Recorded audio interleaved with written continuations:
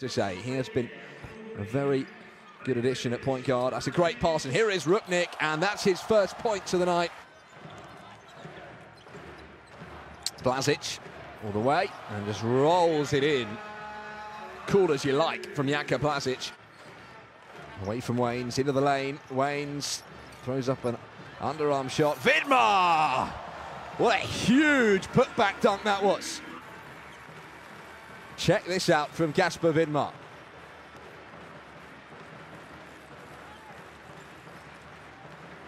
It's what he's all about, really. Well, double. Who's taken over here? Prepelic out the back. Oh, you kidding me? Slovenia with a style. That's Charaku for Belarus.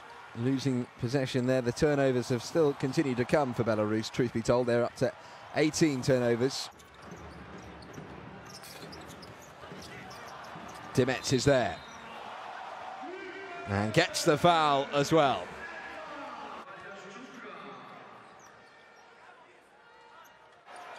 Almost gave it away again. Lepornik still won't go. Now it will.